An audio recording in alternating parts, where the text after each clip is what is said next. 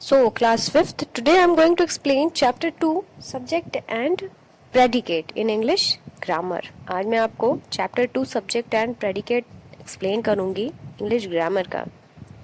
इससे पहले हमने कौन सा चैप्टर पढ़ा था? सेंटेंस पढ़ा था. Sentence a group of words that makes complete sense. वो हमारा सेंटेंस होता है. तो देखो सेंटेंस में क्या होता है, वर्ड्स का ग्रुप होता है, बहुत सारे वर्ड्स होते हैं. अब देखिए उसी में आपका आया है पार्ट्स, सब्जेक्ट एंड प्रेडिकेट. देखो काइंड्स अलग होते हैं और पार्ट्स अलग होते हैं. How many kinds in a sentence? Sentence के कितने काइंड्स होते हैं? फोर काइंड्स आपने पढ़ा. अब हम पढ़ेंगे पार्ट्स. देखो पार्ट्स और काइंड्स में डिफरेंस होता है. काइंड्स मीन्स होता है प्रकार और पार्ट्स मीन्स होता है भाग. मतलब एक सेंटेंस के कितने पार्ट्स होते हैं, कितने भाग होते हैं. तो एक सेंटेंस के 2 पार्ट्स होते हैं. एक होता है सब्जेक्ट और एक होता है हमारा प्रेडिकेट. अब आगे चलते हैं, आपकी बुक में देखते हैं. There are 2 parts involved in making a sentence. आपके एक सेंटेंस बनाने में 2 पार्ट्स इन्वॉल्व होते हैं. मतलब किसी भी सेंटेंस जो बना होता है उसमें 2 पार्ट्स होते हैं. फर्स्ट क्या होता है? A name of a person, place, thing. किसी पर्सन का नाम होता है, भाई सेंटेंस में होता है ना, या तो किसी पर्सन का नाम होता है या कोई प्रोनाउन यूज होता है उसकी जगह पे. प्लेस एंड थिंग मतलब किसी इंसान का नाम हो या किसी जगह का नाम हो या किसी थिंग का नाम हो. एक तो ये चीज हो गया. B number, something to be said about the person, place और थिंग. मतलब कोई चीज जो उस इंसान, जगह या थिंग के बारे में बताई गई हो. देखो पहला पार्ट तो हुआ कि कोई इंसान का नाम हो, किसी जगह का नाम हो या किसी चीज का नाम हो, वो हो गया. और दूसरी चीज क्या हो गई कि उस इंसान या जगह के बारे में कोई बात बताई गई हो. भाई अगर किसी इंसान जगह के बारे में हम बता रहे हैं तो उसके बारे में कुछ ना कुछ तो बताएंगे. अगर किसी का हम नाम ले रहे हैं तो ऑब्वियस उसके बारे में कुछ ना कुछ तो हमें बताना ही पड़ेगा. तो वो इंसान, जगह या चीज, वो हो गई हमारी सब्जेक्ट. और उस इंसान या जगह के बारे में जो बात बताई गई हो वो होगा हमारा predicate. The part which names a person, place और thing we are speaking about is called subject of a sentence. The part मतलब वो पार्ट, वो हिस्सा जो किसी का नाम हो, नेम्स अ पर्सन मतलब किसी इंसान का नाम हो, प्लेस किसी जगह का नाम हो और थिंग या फिर कोई थिंग है, कोई सामान हो, कोई वस्तु हो.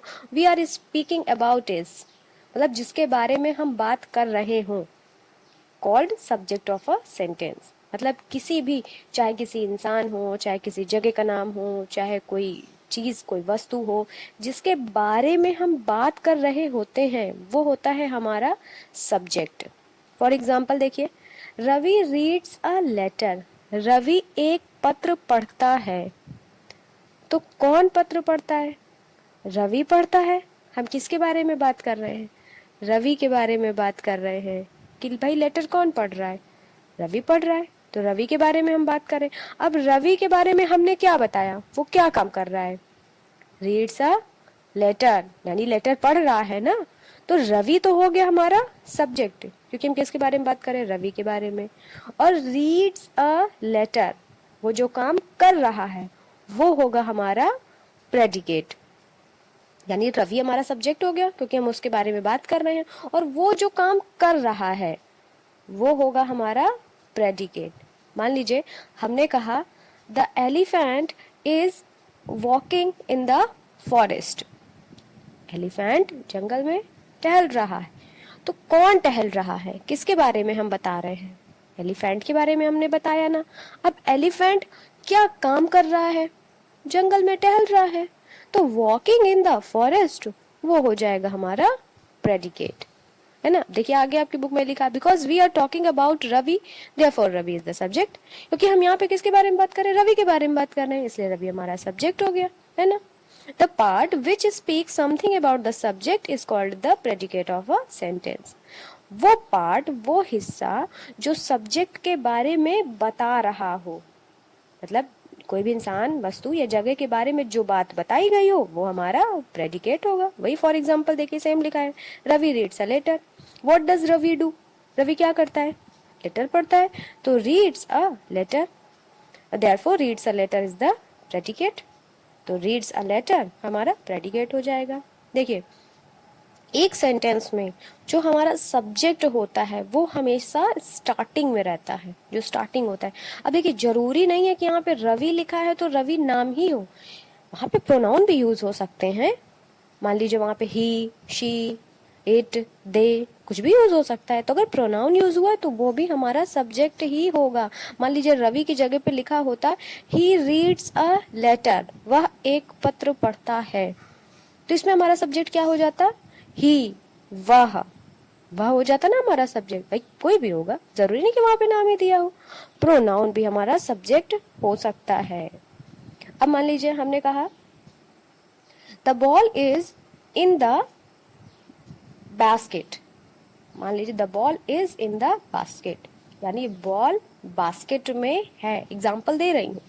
अब बताइए क्या बास्केट में है, हम किसके बारे में बता रहे हैं, बॉल के बारे में बता रहे हैं कि बॉल बास्केट के अंदर है, तो बॉल तो हो गया हमारा सब्जेक्ट, है ना। अब बॉल है कहाँ, तो इन द बास्केट, तो इन द हमारा बास्केट वो पूरा हमारा प्रेडिकेट हो जाएगा। तो जिसके बारे में बात बताई जा रही हो वो सब्जेक्ट होगा, और उसके बारे में जो बात कही गई हो वो प्रेडिकेट हो जाएगा। देखिए आपके बुक में बहुत थोड़ा सा एक्सप्लेन है।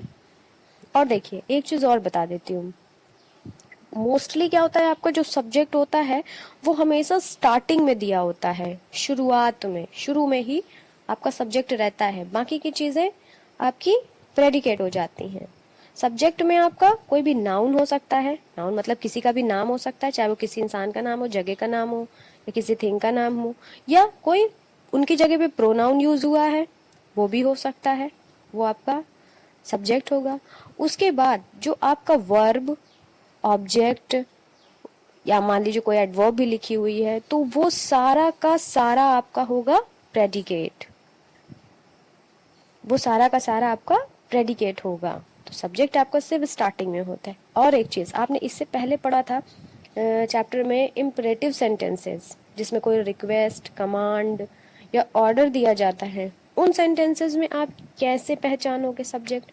मैंने कहा give me a glass of water, तो give me a glass of water, मुझे पानी दे दो, किसके बारे में हम बात कर रहे हैं, ये किससे हम कह रहे हैं, उसमें किसी का नाम तो दिया नहीं है। तो जहाँ पे भी किसी का नाम मेंशन नहीं होता है वहां पे आपका होता है सब्जेक्ट यू। जहाँ पे किसी का अगर नाम मेंशन नहीं है तो वहां पे होगा आपका यू। तो याद रखिएगा इम्परेटिव सेंटेंसेस में आपका सब्जेक्ट नहीं दिया होता है, उसमें सब्जेक्ट आपका हिडन रहता है, लेकिन वहां पे आप क्या सब्जेक्ट मानोगे, यू। भाई किसी सामने वाले से ही कहेगा ना वो इंसान कि मुझे एक गिलास पानी दो, किसी ना किसी से तो कहेगा ही, भले उसका नाम मेंशन नहीं है। तो इम्परेटिव सेंटेंसेस में आपका सब्जेक्ट होगा यू, वहां पे किसी का नाम नहीं दिया होता है, शायद आपके चैप्टर में नहीं है। अब हम आते हैं एक्सरसाइजेस पे। Exercise 1. Underline the subject and encircle the predicate in the following sentences.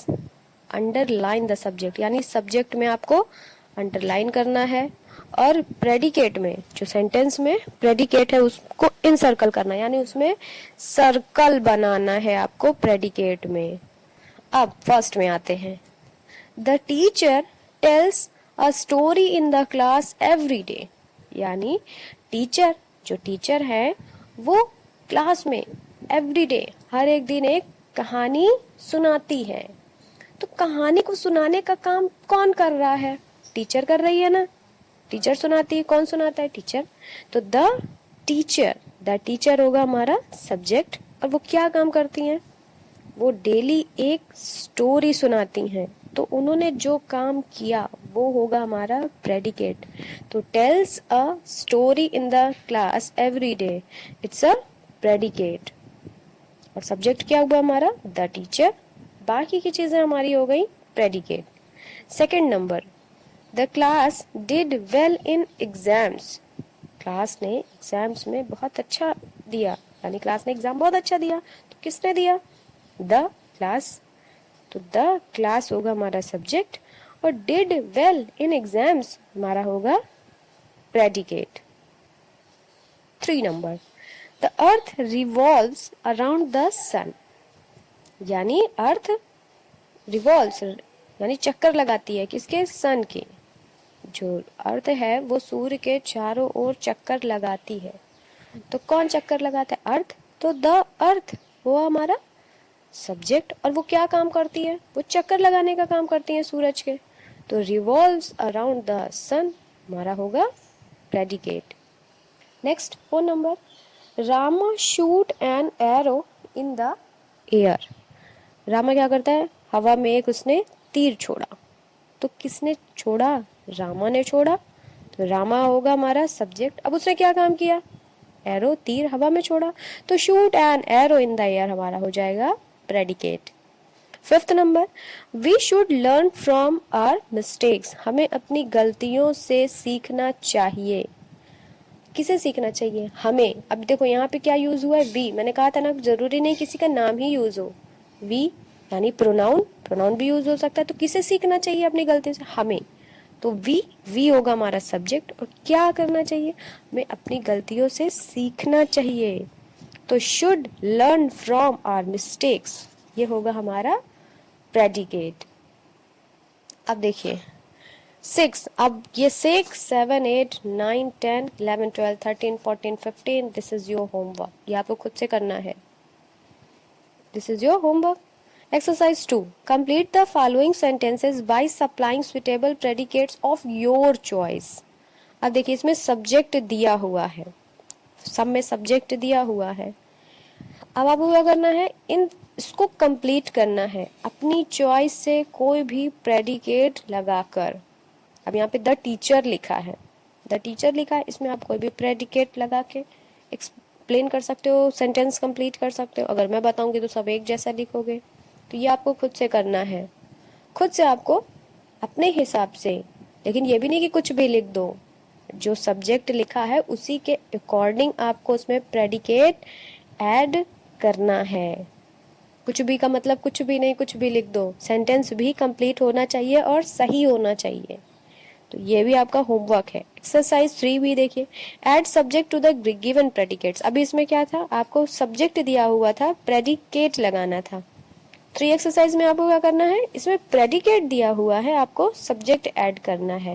जैसे विजिटेड आवर फैमिली यस्टरडे, तो यहाँ पे कुछ भी हो सकता है, आप किसी का नाम भी लिख सकते हो या आप कोई प्रोनाउन भी यूज कर सकते हो। They visited our family yesterday, या फिर मोहन विजिटेड आवर, हमारी वी यानी we visited our family yesterday, हम अपनी फैमिली के साथ कल विजिट किए।